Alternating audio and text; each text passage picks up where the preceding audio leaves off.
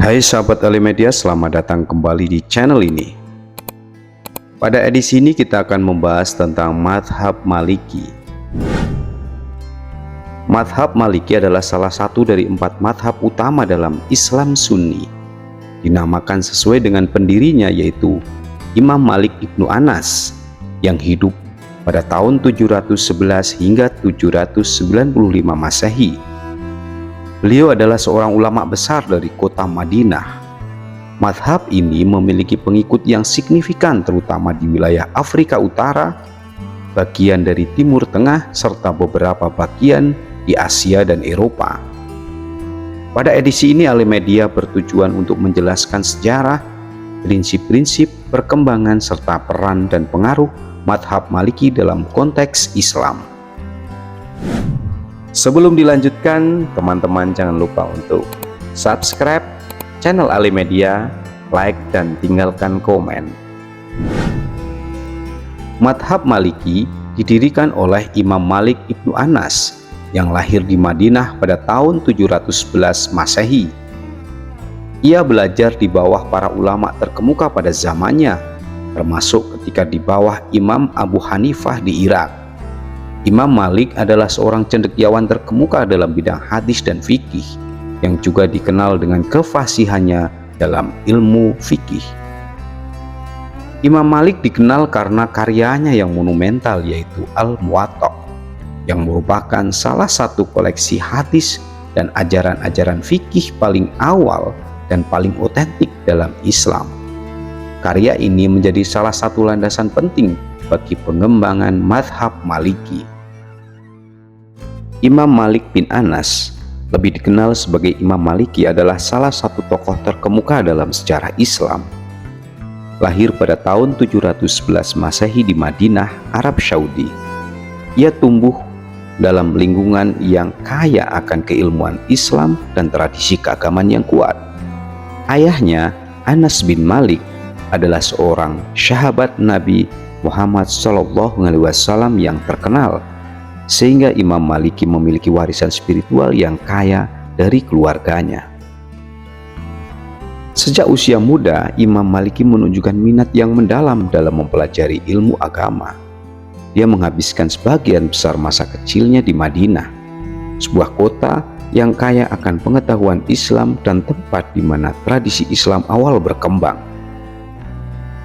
Dari usia yang sangat muda, dia mulai belajar dari para ulama terkemuka di Madinah, menyerap pengetahuan mereka dan memperdalam pemahamannya tentang ajaran Islam. Imam Maliki menerima pendidikan formal di Madinah, di mana ia belajar Al-Quran, hadis, fikih, dan ilmu-ilmu agama lainnya dari para ulama terkemuka pada masanya. Salah satu guru terpentingnya adalah Rabi'ah Al-Ra'yi, seorang ulama terkemuka di Madinah yang memainkan peran penting dalam pembentukan pemikiran Imam Maliki. Selain itu, dia juga belajar dari ulama-ulama lain seperti Nafi Al-Madani dan Sya'id Ibnu Al-Musyayyid. Pendidikan dan pengaruh awal ini sangat mempengaruhi pemikiran dan metodologi Imam Maliki dalam menetapkan hukum Islam.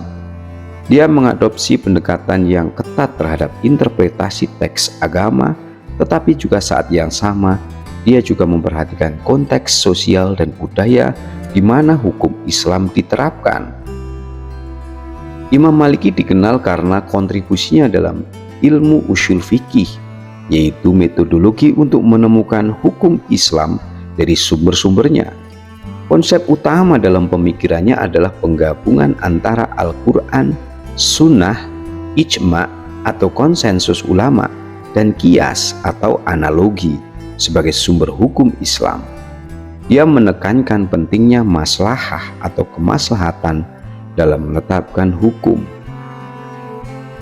Imam Maliki menekankan pentingnya memahami konteks sosial dan budaya dalam menetapkan hukum Islam. Dia berpendapat bahwa hukum-hukum Islam harus relevan dengan kondisi masyarakat di mana mereka diterapkan. Oleh karena itu, dia sering memperhatikan adat istiadat dan tradisi lokal dalam menetapkan hukum. Imam Maliki menerima pengaruh yang kuat dari beberapa ulama terkemuka pada masanya. Dia belajar dari Rabi'ah al-Ra'yi, ulama terkemuka di Madinah yang memberikan kontribusi besar dalam pembentukan pemikiran dan metodologi hukum Imam Maliki. Dia belajar dari Nafi al-Madani, seorang murid terkemuka dari Abdullah bin Umar, sahabat Nabi Muhammad SAW yang terkenal. Kita masuk pada prinsip-prinsip madhab Maliki. Madhab Maliki didasarkan pada beberapa prinsip utama dalam menetapkan hukum Islam. Yang pertama yaitu berlandaskan Al-Quran dan Sunnah sebagai sumber utama. Seperti madhab lainnya, madhab Maliki juga menempatkan Al-Quran dan Sunnah sebagai sumber utama hukum Islam. Imam Malik memandang dengan sangat tinggi tradisi dan praktik yang berakar langsung dari era awal Islam di kota Madinah. Yang kedua yaitu amalan ahli Madinah sebagai referensi. Madhab Maliki memberikan perhatian khusus pada amalan dan praktik umat Islam di kota Madinah yang dianggap sebagai warisan langsung dari generasi awal Muslim. Hal ini membedakan madhab Maliki dan madhab lainnya yang mungkin memberikan penekanan lebih pada pendekatan individual ulama. Landasan yang ketiga yaitu ijma atau konsensus umat. Prinsip ijma atau kesepakatan umat juga penting dalam madhab Maliki untuk menetapkan hukum Islam. Kesepakatan ulama terkemuka dianggap sebagai otoritas dalam menetapkan hukum dalam situasi yang tidak secara langsung diatur oleh Al-Quran dan Sunnah atau hadis. Yang ketiga yaitu pendekatan hukum menggunakan kias atau analogi. Madhab Maliki juga menerima pemberlakuan kias atau penalaran analogi sebagai alat untuk memperluas ruang lingkup hukum Islam agar relevan dengan perubahan zaman dan kebutuhan masyarakat. Kita akan menelusuri perkembangan madhab Maliki. Madhab Maliki berkembang secara pesat setelah zaman Imam Malik. Karya-karya ulama dan murid-muridnya serta lembaga-lembaga pendidikan yang didirikan di berbagai wilayah Muslim menjadi salah satu faktor utama dalam pengembangan dan penyebaran ajaran madhab Maliki. Pada abad-abad berikutnya, terutama selama masa kekhalifahan Abbasiyah dan kemudian Kesultanan Utsmaniyah, madhab Maliki menjadi madhab utama di wilayah-wilayah tersebut. Hal ini terutama terjadi di Afrika Utara, Andalusia yang saat ini Spanyol, serta beberapa wilayah Timur Tengah dan Afrika Sub-Sahara. Pengaruh madhab Maliki. Madhab Maliki memiliki pengaruh yang signifikan dalam berbagai aspek kehidupan Muslim, termasuk dalam bidang hukum dan keadilan. Madhab Maliki memberikan kontribusi besar terhadap pengembangan sistem hukum Islam. Prinsip-prinsip hukum yang ditemukan dalam madhab ini masih relevan dalam sistem hukum modern di banyak negara-negara Muslim. Pengaruh yang berikutnya dalam bidang pendidikan. Madhab Maliki juga memiliki pengaruh yang besar dalam pendidikan Islam.